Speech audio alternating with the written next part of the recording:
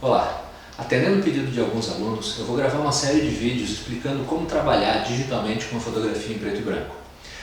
Eu vou trabalhar com os dois principais softwares do mercado, que é o Adobe Photoshop e o Adobe Lightroom, e vocês vão ver que o funcionamento é basicamente o mesmo, os controles são basicamente os mesmos. Além do conhecimento básico desses dois softwares, é importante que vocês tenham um conhecimento mínimo de fotografia, principalmente a parte de fotometria, e que conheçam alguns termos como saturação, balanço de branco. Eu vou começar fazendo a conversão no Lightroom. Então, eu estou partindo de um arquivo que é em cores. Um dos principais erros, um dos erros mais comuns que eu vejo as pessoas cometerem é tentar fotografar em preto e branco.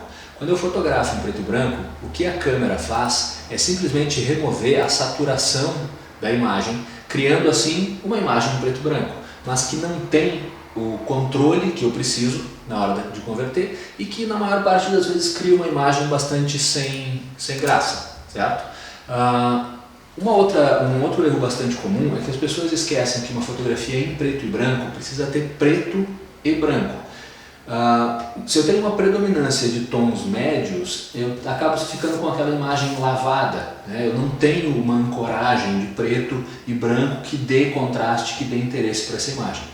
Isso é diferente de dizer que eu só posso trabalhar com imagem em alto contraste. Eu, particularmente, tenho uma preferência por trabalhar com imagens com uma gradação maior de tons de cinza, mas ainda assim as minhas imagens precisam ter preto e branco. Se a gente usar como exemplo a fotografia em high key, ela é uma imagem que tem uma predominância de tons claros e preto, que é diferente de uma imagem super exposta, e uma imagem em low key vai ter uma predominância de tons mais escuros e branco, que é o que diferencia ela de uma imagem subexposta.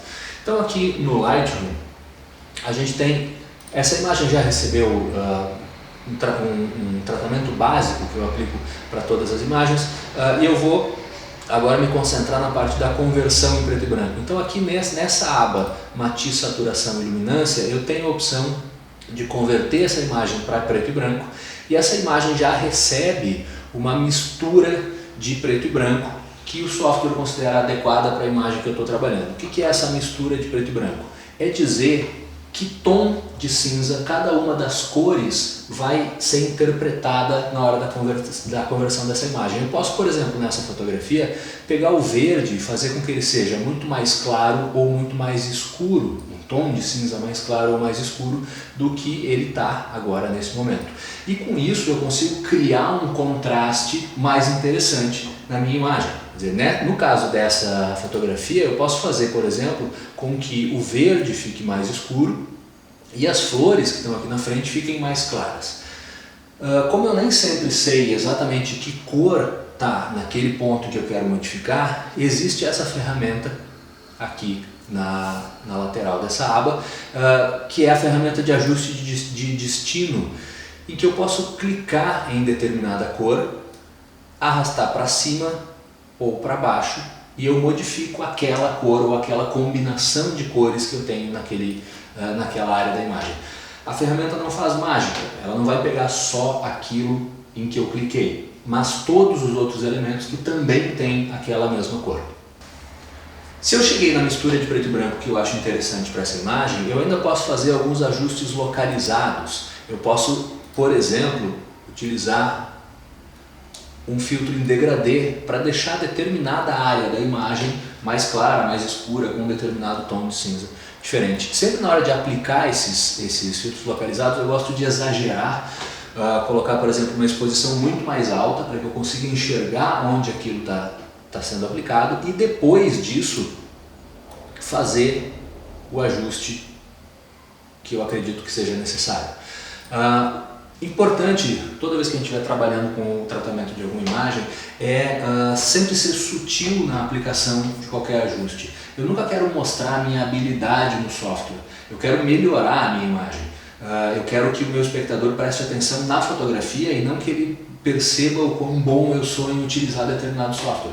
Se eu olho para a imagem e eu consigo perceber que aquilo foi tratado, se eu vejo, nossa, olha o tratamento, olha o Photoshop sendo aplicado naquela imagem, é porque o tratamento foi mal feito.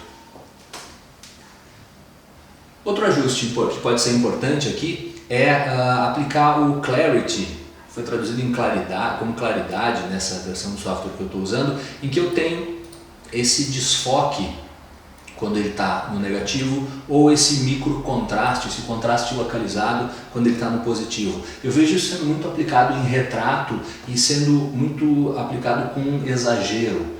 Toda vez que eu for aplicar um ajuste desses, eu tenho que ser extremamente sutil. Se eu acredito que a minha imagem vai se beneficiar dessa aplicação, eu vou aplicar ela de maneira a não chamar atenção para essa aplicação. Outro ajuste possível aqui no Lightroom é trabalhar com a tonalização dividida. Eu posso dar cor para a minha imagem em preto e branco. Ele divide a imagem em tons claros e tons escuros, e eu posso aplicar cores diferentes nos tons claros e nos tons escuros. A parte que ele chama de realce são os tons claros e as sombras são os tons escuros. Eu exagerei aqui na aplicação para ficar claro o efeito disso, e o equilíbrio aqui no meio define o que é tons claros e o que é tons escuros, né? O que é realce e o que é sombra. Então eu cheguei no equilíbrio que eu quero, eu posso aí baixar a saturação para um ponto em que eu acredito que melhore a minha imagem. De novo, a ideia é ser sutil, e eu vejo muita gente aplicando um exagero nisso, principalmente tentando fazer com que as imagens pareçam sépia ou pareçam azuladas.